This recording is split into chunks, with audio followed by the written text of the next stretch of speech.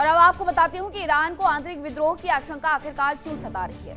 लोगों में असमंजस भी है। अयातोल्ला अली खामनेई की हत्या के बाद मुस्तफा सुप्रीम लीडर बन गए, उनकी जगह आ गए मुस्तफा खामनेई, जो कि अयातोल्ला अली खामनेई के दूसरे बड़े बेटे हैं। सुप्रीम लीडर बनने के बाद से अब तक लोगों के बीच में मुस्तफा खामनेई नजर नहीं आए हैं। मुस्तफा का ना तो कोई वीडियो आया और ना ही कोई ऑडियो संदेश आया है। हाँ, लिखित संदेश बार बार आते रहते हैं। वो लिखित संदेश के माध्यम से लोगों से संवाद स्थापित करते हैं। दूसरी तरफ इजराइल पर शक है।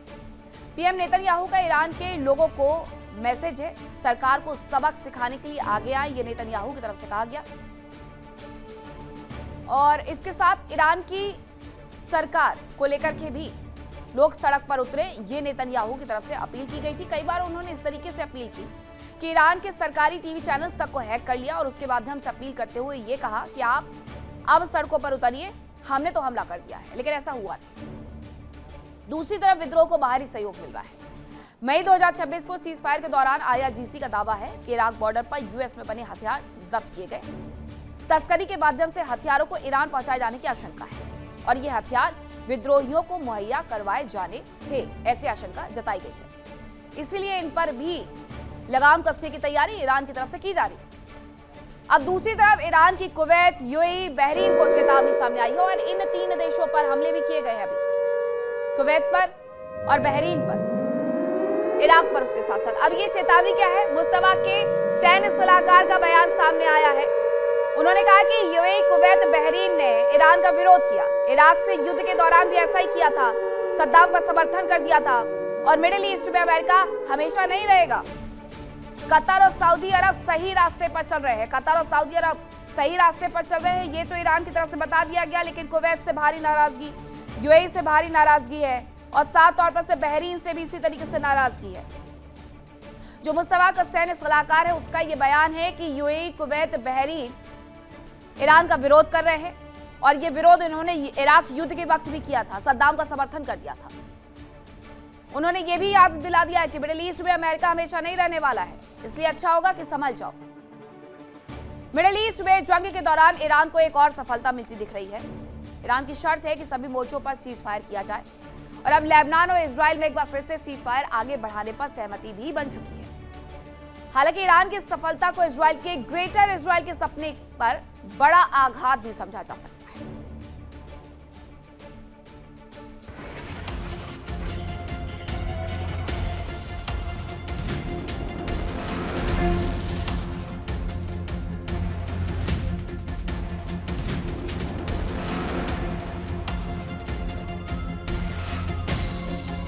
ये धमाकों की तस्वीरें जैसे लेबनान की तकदीर बन चुके हैं।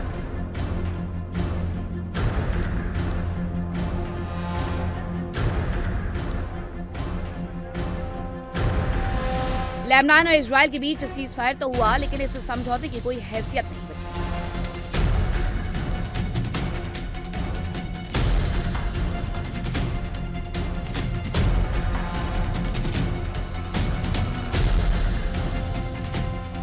क्योंकि इजरायली सेना और हिजबुल्लाह के हमले लगातार जारी हैं। ईरान के संदर्भ में बात करें तो ईरान हिजबुल्लाह को समर्थन देता है, हथियार देता है, ट्रेनिंग देता है, पैसे देता है और सबसे बड़ी बात यह है कि इनमें से कोई भी काम कभी खुलकर नहीं होता।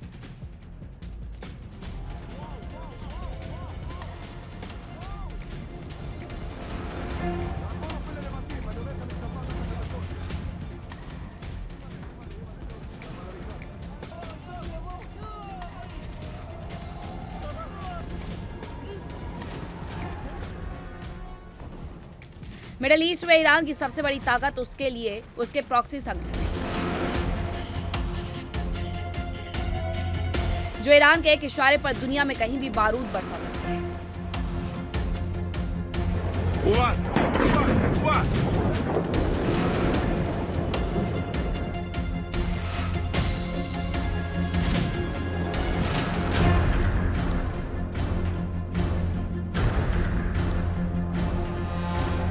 ईरान के लिए प्रॉक्सी संगठनों की अहमियत को इसी बात से समझा जा सकता है कि ईरान ने तब तक सीज फायर नहीं किया जब तक लेबनान में सीज फायर नहीं हो गया।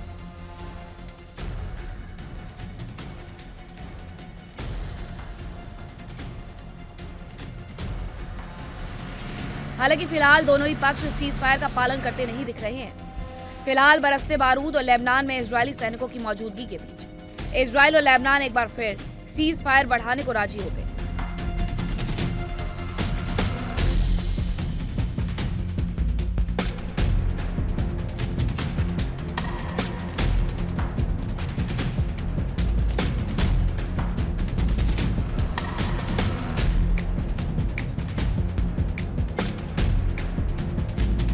अमेरिका की मध्यस्थता में इजरायल और लेबनान ने फिर से सीज फायर लागू करने पर सहमति जताई। समझौते के तहत दक्षिणी लेबनान में सुरक्षा क्षेत्र बनाए जाने हैं, जहां हिजबुल्लाह की मौजूदगी नहीं होगी। इन इलाकों का नियंत्रण लेबनानी सेना संभालेगी।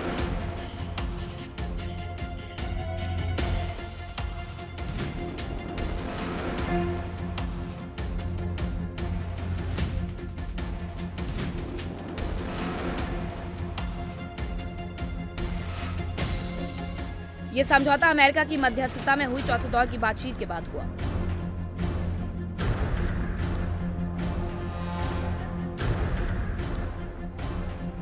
संयुक्त बयान में कहा गया कि सीज फायर तभी तक जारी रहेगा जब हिजबुल्लाह पूरी तरह से हमले बंद करेगा और लितानी नदी के दक्षिणी इलाके से अपने सभी लड़ाकों को हटा लेगा।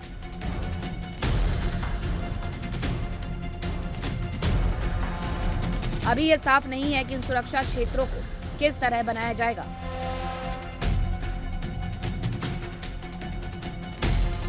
हालांकि समझौते में कहा गया है कि इन इलाकों का पूरा नियंत्रण लेबनानी सेना के हाथ में होगा।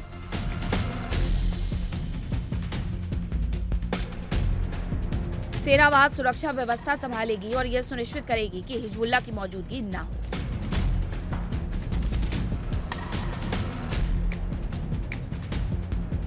संयुक्त बयान में कहा गया कि यह कदम भविष्य में इजरायल और लेबनान के बीच स्थायी शांति और सुरक्षा समझौते की दिशा में मदद कर सकते हैं।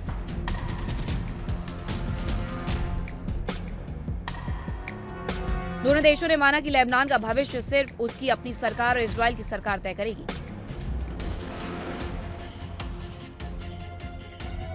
किसी बाहरी देश या संगठन को इसमें दखल नहीं देना चाहिए।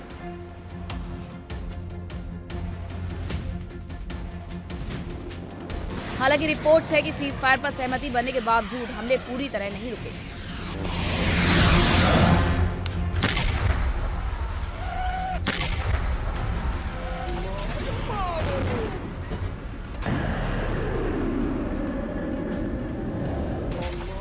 इजरायल ने दावा किया कि उसने हिजबुल्लाह की ओर से भेजे गए एक संदिग्ध हवाई लक्ष्य को रास्ते में ही रोक दिया।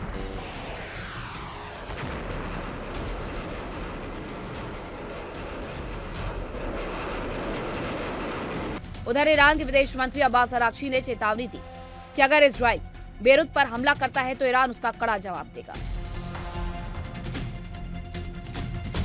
सीज फायर को इजरायल के लिए एक बड़ा झटका समझा जा सकता है, क्योंकि माना जा रहा था कि युद्ध की आड़ में इजरायल अपना ग्रेटर इजरायल का सपना पूरा कर रहा था। उसने कई इलाकों पर कब्जा किया। लेबनान में लिटानी नदी तक बफर जोन बनाने का प्रयास किया ताकि विद्रोहियों को लिटानी नदी के उत्तर में ही रोका जा सके।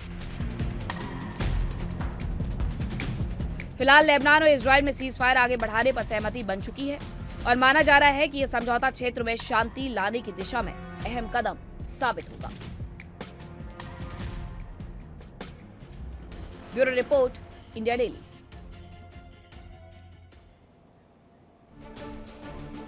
ईरान ये कह रहा है कि अगर शांति समझौता करना है तो लेबनान के साथ ही करना होगा। अब दूसरी तरफ अमेरिका ने भी प्रेशर बढ़ा दिया है इजरायल के ऊपर और इसके साथ साथ सीज फायर को बढ़ा दिया है।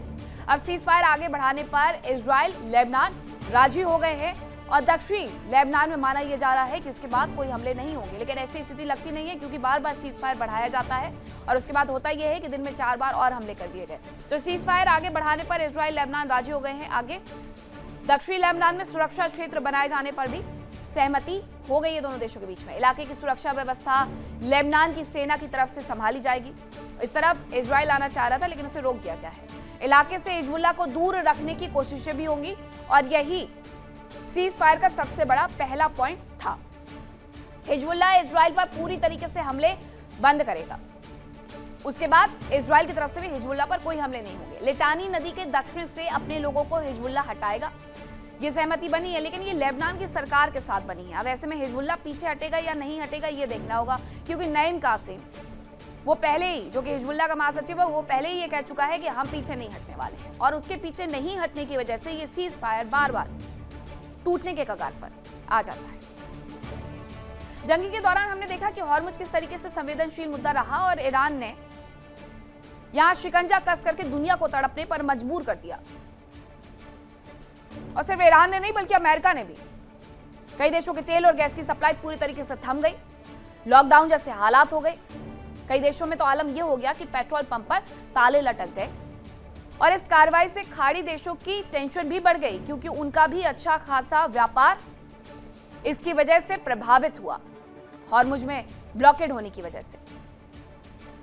अब इसकी वजह से आगे क्या हो रहा है वो मैं आपको बताती हूं। कुछ और रास्ते सुझाए जा रहे हैं ताकि अपना व्यापार सुगमता से बाकी के मिडिल ईस्ट की कंट्रीज चला सके, जिसमें यूएई की वेस्ट ईस्ट पाइपलाइन है, जो फुजैरा तक नई west to east crude pipeline बनाने की योजना है। हॉर्मुज के बाहर फुजैरा बंदरगाह तक ये तेल पहुंचाएगी और इस पाइपलाइन से यूएई की तेल निर्यात क्षमता लगभग 2 गुनी हो जाएगी। हॉर्मुज पर निर्भरता इन देशों के लिए सबसे बड़ा सबक बन गया, इसलिए इनकी तरफ से दूसरे रास्ते तलाशे जा रहे हैं। पेट्रोल हो, डीजल हो, जेट फ्यूल हो, इसके निर्यात के लिए भी यूएई प्रयास कर रहा है। कुवैत, सऊदी अरब, यूएई पाइपलाइन कॉरिडोर बनाएगा और ये कुवैत, सऊदी अरब और यूएई के बीच में नई पाइपलाइन पर चर्चा होगी। सऊदी या यूएई के बंदरगाह तक कुवैत का ये तेल पहुंचेगा। सऊदी या यूएई के जरिए तेल का निर्यात कुवैत की तरफ से किया जाएगा और परियोजना का अंतिम रूट फिलहाल तय नहीं है। तो नई जगह तो सुझाई जा रही हैं, लेकिन इन्हें बनने में थोड़ा सा वक्त लगेगा। लेकिन हॉर्मुज में जो ब्लॉकेड हुआ, एक ईरान की तरफ से, दूसरा अमेरिका की तरफ से, उसके बाद मिडिल ईस्ट की तमाम कंट्री ये समझ चुकी हैं कि सिर्फ हॉर्मुज पर अपने व्यापार के लिए निर्भर रहना गलत होगा। इसीलिए उन्होंने नए रूट्स सोचने शुरू कर दिए हैं। देखिए इंडिया डेली 24/7 अब आपकी स्मार्ट टीवी पर। इंडिया डेली मौजूद है सभी डिजिटल प्लेटफॉर्म पर लाइव और लगातार। इंडिया डेली 24/7 हर दिन राष्ट्र को समर्पित।